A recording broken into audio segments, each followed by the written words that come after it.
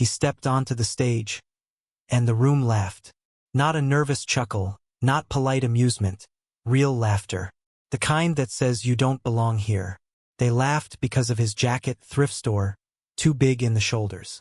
Because of the slow, southern unfamiliar in Yale's polished halls. They laughed because, in their eyes, he was already a mistake. Every whisper cut the air like a blade. Is he even on the list? Who let him in here? This is Yale's National Invitational, not amateur night. But 5 minutes later, those same voices fell quiet. The smirks faded. The pens stopped scratching across score sheets. And the boy they mocked, the one no one took seriously, was about to deliver a blow that Yale's debate tournament would never forget. This was not supposed to happen. Not here. Not to him. Because on this stage, winners are born in prep schools and legacy families. Here, debates are rehearsed in mansions, polished under private tutors, perfected with generations of practice. And here, mistakes are remembered. Forever. He knew all of that. He heard the laughter. He felt the stares. And he walked forward anyway. What came next silenced the room. Not because of tricks. Not because of charm. But because he carried something that can't be taught in Yale's lecture halls, conviction. Within minutes, the room that laughed was now leaning in. The boy who was dismissed as a joke forced his rival to squirm under pressure. And in no time, a story was unfolding that would reach far beyond that stage. Because this wasn't only about winning a debate. It was about survival. It was about fighting back against sabotage. It was about exposing the quiet games the privileged play to keep others out. An email. Affectopique. Hours of preparation stolen. Someone wanted him to fail. But he refused to quit. And what happened next didn't just rattle the tournament. It rattled Yale itself. He walked on stage mocked, he walked off stage remembered. And between those two moments lies a story of betrayal, resilience, and a victory no one saw coming.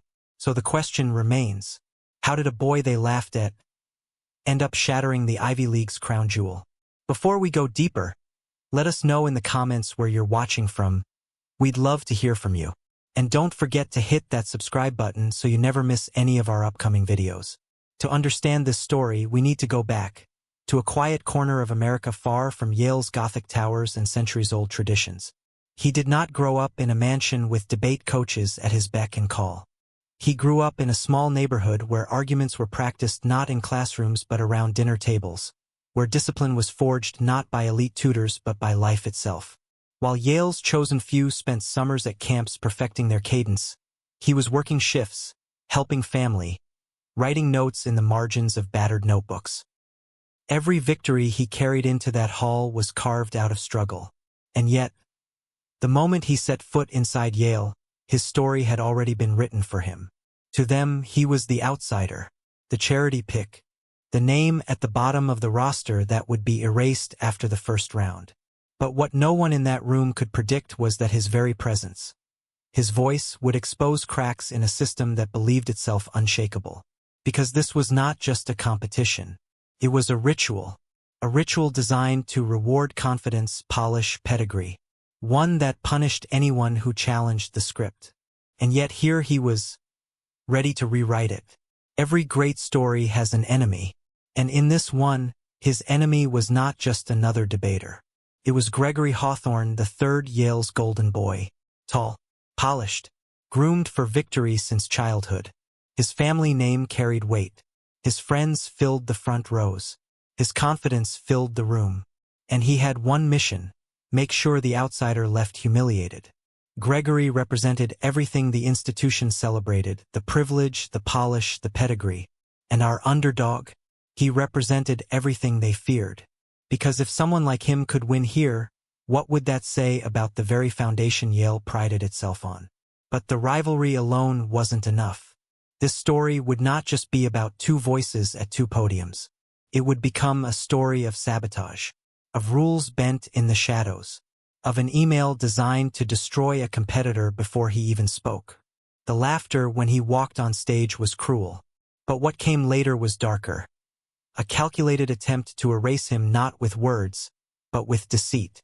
And yet, even when the trap was sprung, even when he discovered too late that the topic he prepared for was a lie. He refused to walk away.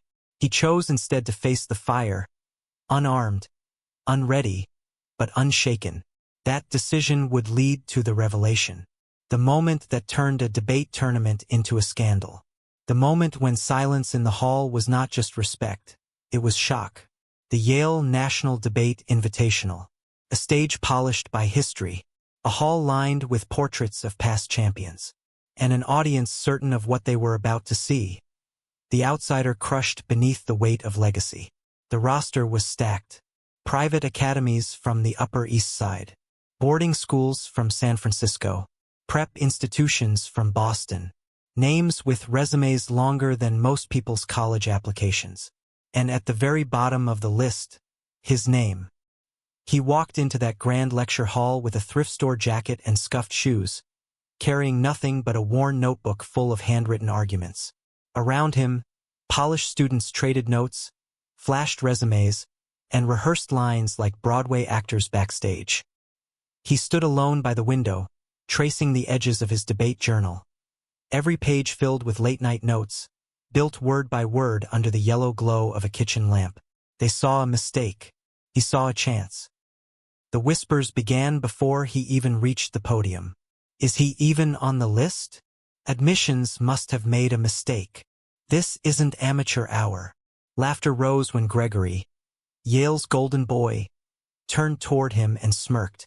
"Hey, Professor," Gregory said, voice booming across the room. "Are we taking community volunteers this year?" The crowd erupted with chuckles. Even the professors at the judges' table shifted uncomfortably, unsure if they should intervene. But the underdog didn't flinch. He had heard worse. He carried worse. And this time he would not shrink. Then came the moment. The first elimination round. Each debater was called in order. Polished voices filling the air with statistics, references, and rehearsed cadences. The audience nodded politely, their eyes already set on Gregory, the first-ranked competitor who would, as always, set the tone. Gregory's speech was flawless. Every pause calculated. Every statistic weaponized. Every gesture choreographed to signal power. When he finished, the judges scribbled notes with quiet smiles. The audience clapped as if victory had already been decided. And then, his name was called. The room shifted. The applause stopped. A silence filled the air that was heavier than any insult. This was the outsider's turn. He rose slowly, clutching his notebook, his legs heavy as if the entire room was daring him to stumble. Every step to the podium was a reminder. He wasn't supposed to be here. The laughter returned. Softer this time, but sharper, crueler. Whispers rippled through the rows. Some smirked. Others leaned back in their chairs, ready to be entertained by his failure. He set his notebook on the podium, adjusted the microphone, and for the first time in his life, spoke not to survive, but to be heard. His opening line cut straight through the room. "Before I begin, I'd like to thank Yale for this invitation. Even if some people in this room believe I shouldn't be here." But he didn't stop. What followed wasn't polished. It wasn't rehearsed to perfection. It was raw. It was conviction. It was every late-night note, every borrowed library book, every piece of advice whispered by a mother who told him, "You don't have to outdress them, just outthink them." He spoke of systemic bias, of communities where schools could barely afford functioning air conditioning, let alone debate programs. He quoted Supreme Court rulings. He cited statistics buried in forgotten studies. And then he shifted into something his rivals could never fake. His story. Some of us weren't born with legacy admission papers waiting for us. Some of us had to earn every single invitation, including this one. The silence was different now. It wasn't condescending. It wasn't amused. It was heavy. It demanded attention. Judges leaned in. Students who had been whispering moments before now stared straight ahead. Even Gregory, sitting smugly in the front row, found his smirk beginning to stiffen. By the time he closed, his voice no longer trembled. "This debate isn't about charity. It's about fairness. It's about potential. and it's about making sure the next kid like me doesn't have to prove he deserves to sit at a table he's already earned. He stepped back from the podium. The applause was scattered, not overwhelming, but real. For the first time, the room that laughed was now listening. But just when he thought he had earned their respect, the trap was set. If you're still watching, drop "I'm still here" in the comments. Let's see who's following every twist. His name appeared on the board. Ranked 12th. Not the top, not the bottom, but just high enough to advance to the next round. For him, it was a victory. For the room, it was a scandal. Whispers began before the applause had even faded. That has to be a diversity pick. No way he scored above Alex. He doesn't belong here. The laughter from earlier had shifted into something quieter, sharper. It was no longer a joke. It was suspicion. Because if he could survive the first round, maybe he could survive the second. And for some, that was a problem. That night, in his small dorm room, he spread his notes across the bed. The next topic had arrived by email. Resolved: affirmative action policies do more harm than good. The irony burned. The very policy that people whispered had given him a place in the tournament was now his battlefield. Doubts pressed hard against his mind. What if they were right? What if he was only here because of a checkbox? What if this round, the next morning, was the end of the line? Then came the text from his mother. Remember, baby, you never needed anyone's permission to be great. He took a deep breath. And he worked. Tabs open. Studies pulled. Cases read. He built arguments for both sides, prepared to be trapped, ready for anything. Or so he thought. At 9:42 p.m., another email arrived. It looked official. It bore the Yale Debate Committee's address. The subject line read, "Revised topic assignment, urgent." His eyes scanned the message. Due to scheduling conflicts, your debate topic has been switched. Please prepare to argue the following. Resolved: the American education system rewards conformity over creativity. Failure to comply will result in disqualification. His chest tightened. The official schedule said nothing about a change. No other competitor reported one. But the sender address matched. The tone was stern. And the warning, failure to comply will result in disqualification, left no room for risk. So he started over. 10 hours of research, outlining, and practice. All for a topic that didn't exist. 2 in the morning, his eyes burned. His hands ached. But his speech, rough, hurried, unpolished, was finished. He collapsed into bed, laptop still open, convinced he had narrowly avoided disaster. He hadn't. He had walked into it. The next morning, as he approached the check-in desk, Professor Grant's voice cut through the noise. "Missed you at prep. Where have you been?" He explained. The email, the switch, the all-night scramble. Professor Grant's brow furrowed as she scanned the message. "This isn't from us," she said. Her voice was cold. "This is fake." The air left his lungs. Every word he had prepared was useless. The real topic? Resolved: technology has eroded authentic human communication. And his round began in 5 minutes. Across the room, Gregory smirked. A tilt of the head. A silent mouthing of a single word. Oops. Panic clawed at his chest. No prep. No notes. No safety net. He grabbed a blank notepad and sprinted to a corner. Scribbles. Fragments. Technology, communication, erosion of authenticity. He could barely breathe, but he refused to fold. When his name was called, he walked to the podium, heart pounding loud enough to drown out the room. For a moment he closed his eyes, and then he spoke. The words were shaky at first, but as he spoke, the tremble faded. He talked of social media twisting friendships back home. He described watching classmates trade real conversations for glowing screens. He painted pictures of a world where phones replaced family dinners, where texts replaced trust. It wasn't his best speech. It wasn't refined. But it was real. And by the end, it was powerful. The judges hesitated. Pens hovered. They whispered among themselves. And then, they marked their decisions. He survived. Later that day, when the scores were posted, his name appeared again. Ranked 5th, advancing to the semifinals.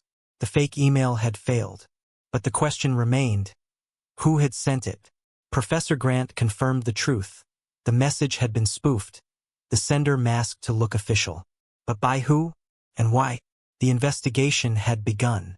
But what he didn't know was that this was only the beginning of the scandal Yale would try to bury. For most competitors, advancing to the semifinals would be a victory. For him, it was survival. But the questions refused to fade. Who sent the fake email? Who risked the reputation of Yale's most prestigious tournament just to see him fall? Professor Grant had seen enough debates to know when something didn't add up.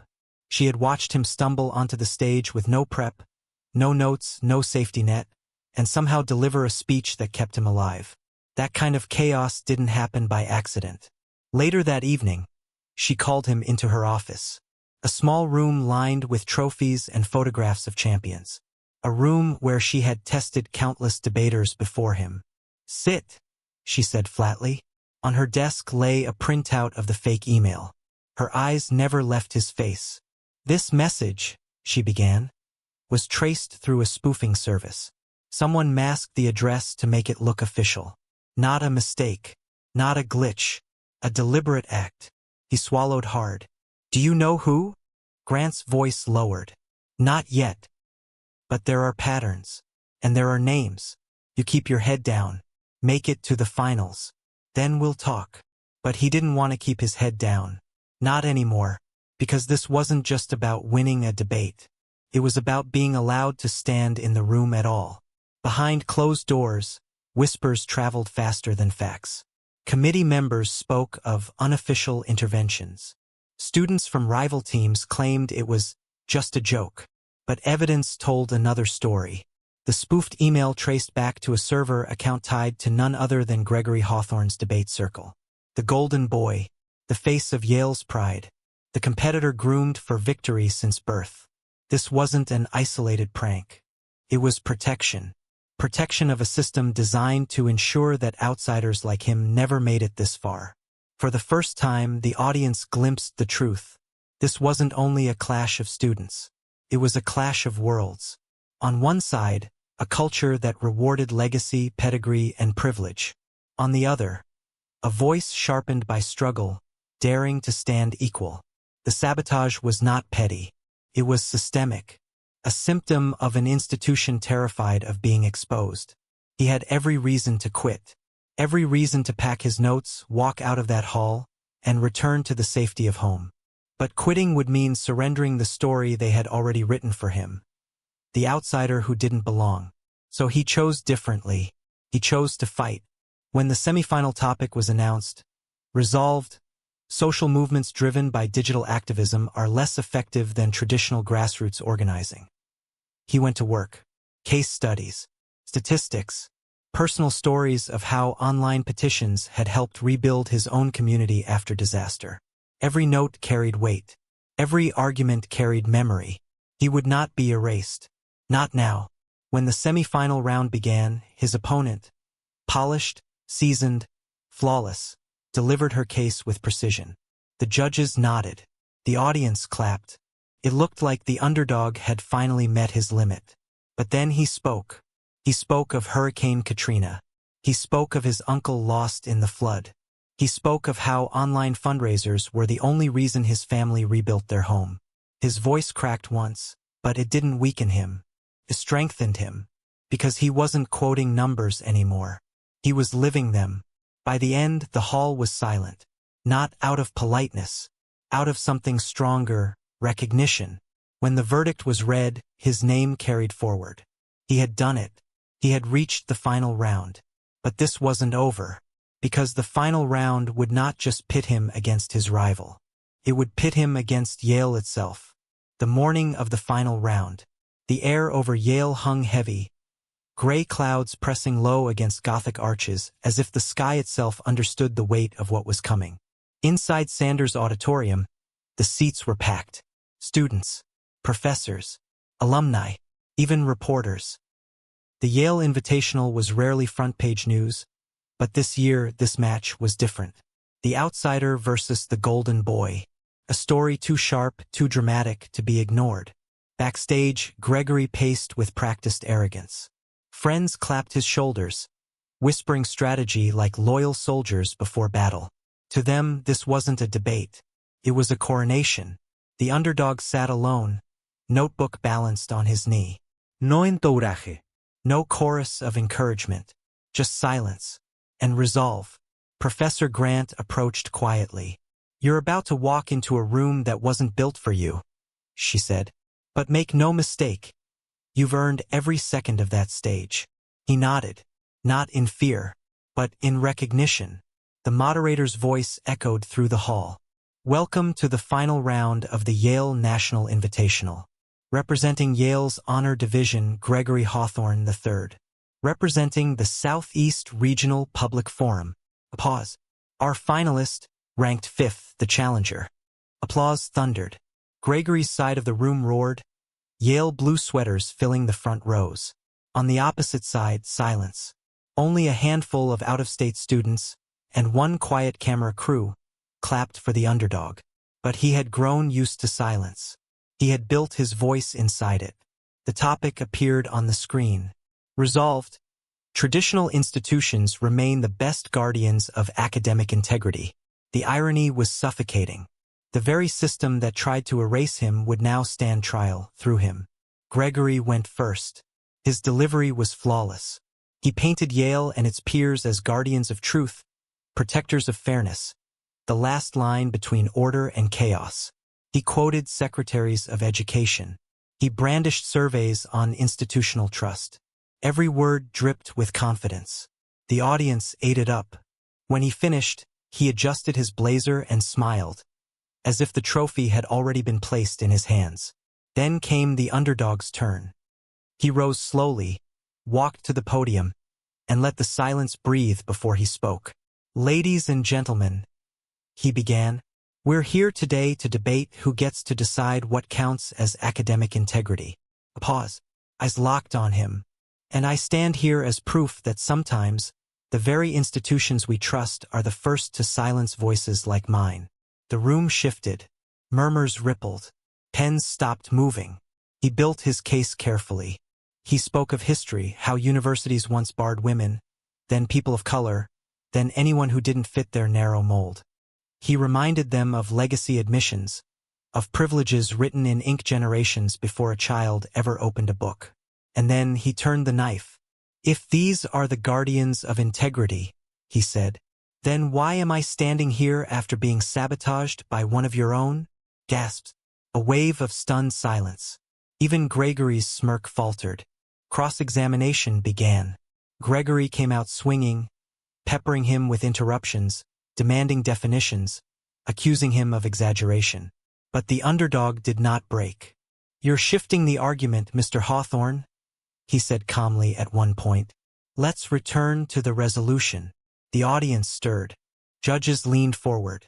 For the first time, the outsider wasn't just defending. He was commanding. Rebuttals followed. Gregory scrambled, his polish cracking under pressure, his arguments rushed, defensive. The underdog stood steady. Every word, every pause, every point sharpened by a week of survival. And then came his close. Integrity isn't about preserving traditions that kept people out. It's about evolving past them. It's about making sure the next student, the next thinker, the next voice, doesn't have to fight just to be heard. He stepped back from the podium. The silence lasted a beat longer than comfort allowed. Then applause. Louder, fuller, real. The judges huddled. Whispers, furrowed brows. The audience buzzed. Finally, the moderator stepped forward with an envelope. The pause stretched like an eternity. "And the winner of the 2025 Yale National Invitational," a breath, "is the challenger, the outsider." The room froze. For a moment, even he couldn't believe it. Then the applause erupted. Not polite, not reluctant, genuine. Gregory's face drained pale. Without a word, he grabbed his bag and stormed out through a side exit. No farewell. No congratulations.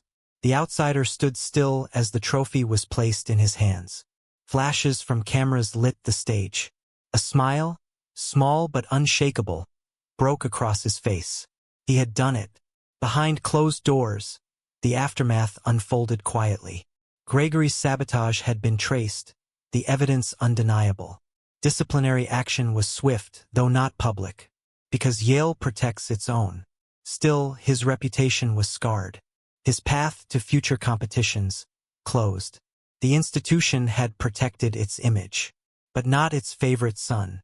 So, was justice truly served? Or was this victory only one crack in a wall centuries old? He had shattered the tournament, but the system, the walls, the portraits, the traditions remained standing. For now. In the end, this was never just about a debate. It was about something far deeper: who gets to belong and who decides. For centuries, institutions like Yale stood as gatekeepers, deciding which voices mattered and which were dismissed before they ever spoke. But sometimes, it only takes one voice, steady, unshaken, to shake the pillars of power. He was mocked when he walked on stage, dismissed before he opened his mouth, sabotaged in the shadows by those who feared what he represented. And yet, he refused to fold. With nothing but conviction, he turned their weapons into his strength. And in doing so, he showed the world what can happen when truth refuses to be silenced. So we're left with the question: was justice truly served? Yes, he lifted the trophy. Yes, his rival was exposed, his arrogance cracked. But the walls of privilege remained standing. His victory was more than a win. It was a crack in the stone. A reminder that no matter how high the walls, no matter how long the tradition, the right words spoken at the right moment can break through. And maybe, just maybe, his fight wasn't only for himself. It was for the next underdog, the next voice, the next kid who dares to walk into a room that laughs and leaves it silent. What do you think? Was justice really served? Or was this just one battle in a much bigger war? Comment below, I read every single one. And if you thought this story was powerful, wait until you hear the next one we're working on. Subscribe so you never miss it.